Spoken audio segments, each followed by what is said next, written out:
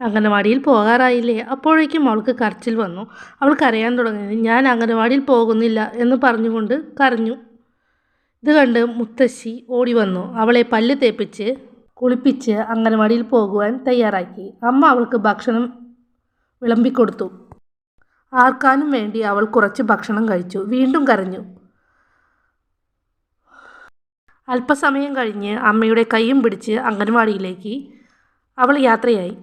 അംഗനവാടി എത്തിയപ്പോൾ ടീച്ചർ അവളുടെ കൈയും പിടിച്ച് അകത്തേക്ക് കയറ്റി. ക്ലാസ്സിലെ ചുവര് മുഴുവൻ അക്ഷരങ്ങളും കൊണ്ടും ചിത്രങ്ങൾ കൊണ്ടും നിറഞ്ഞിരുന്നു. ക്ലാസ്സിലെ ഒരു ഭാഗത്ത് കളിപ്പാട്ടങ്ങൾ നിറഞ്ഞിരുന്നു. അവളുടെ ശ്രദ്ധ അങ്ങോട്ടായിരുന്നു. കുറച്ച് കുട്ടികൾ മാത്രമാണ് അംഗനവാടിയിൽ ഉണ്ടായിരുന്നത്. ടീച്ചറുടെ പേരും മേരി. ടീച്ചർക്കൊരു സഹായി കൂടിയുണ്ട്. പേര് ശ്യാമള. ടീച്ചർ വരാത്ത ദിവസങ്ങളിൽ പഠിപ്പിക്കുന്നതും ഹാജർ വിളിക്കുന്നതും ശ്യാമള ടീച്ചറായിരുന്നു. ശ്യാമള ടീച്ചർ എന്നും ഉച്ചയ്ക്ക് പയർകഞ്ഞിയും അച്ചാറും തരും. അളകനന്ദയ്ക്ക് പയർകഞ്ഞിയോട് തീരെ താല്പര്യമില്ല. അവൾ ഉച്ചയ്ക്ക് നേരെ ഭക്ഷണം കഴിക്കാറില്ല.